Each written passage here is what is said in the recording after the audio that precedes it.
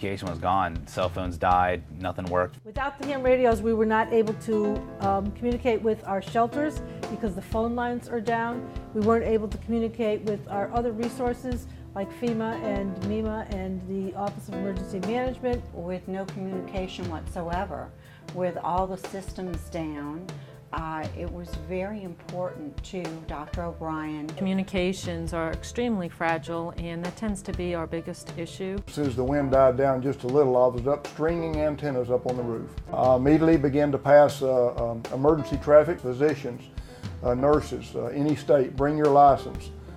We need medical supplies, additional vaccines, tetanus. I was handling HF traffic, emergency traffic, and a lot of it. There were requests for rescue. There were still people trapped in dormitories at some of the universities in New Orleans. I handled a lot of emergency traffic there.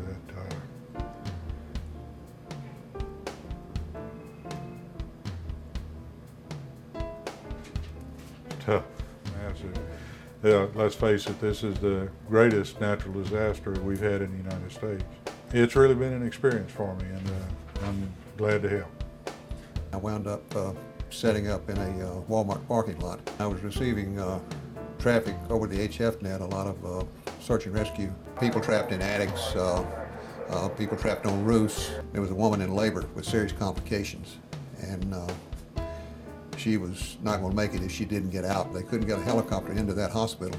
The helicopter got into Tulane Hospital, and then they had a boat en route to pick her up. And we had her ready to go, and getting in the boat, she got out safely and got into the chopper. That was a real heartwarming experience. Because I am from New Orleans, this region is a very deep and super important part of who I am. Had to do something. This is my first emergency as a ham radio operator. We put up an antenna at the Red Cross headquarters in Brookhaven, set them up with a radio base, moved down to Gulfport, did some work there, slept in a school. It's better than sitting home and watching it on TV.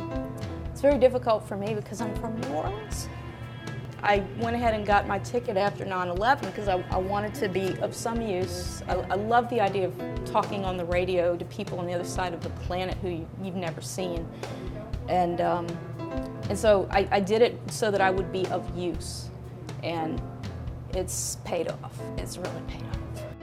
It was such a relief to myself and Dr. Muller and Dr. Bryan to have Mike and all those people out there that helped to communicate with him. It's definitely a definite, warm, heartfelt thank you from me and from our staff. Without the ham operators, we really don't have a way to communicate. And I'd like to say to the ham operators that helped us with this hurricane that they have been a wonderful asset. They've always had a smile on their face, they work really long, hard hours, and they were there to support us in every way that they could. So I say a heartfelt thank you from the shelter members, from the staff, and also from the Red Cross. Cell phones, landline telephones, internet, email. Outside of that, what is there? I mean, if it's all down, it's down, and if you can't get at the airwaves via the ham operators, then there's no communication. Thanks, guys. Myself personally and the Red Cross truly offers their complete and wholehearted thanks. And I think the American people offer their thanks in that the people in this area are really appreciative of what their efforts are, because from what I understand, you're all doing this as full volunteers, no recompense, you're paying your own way, and that goes really above and beyond anything that I have known before.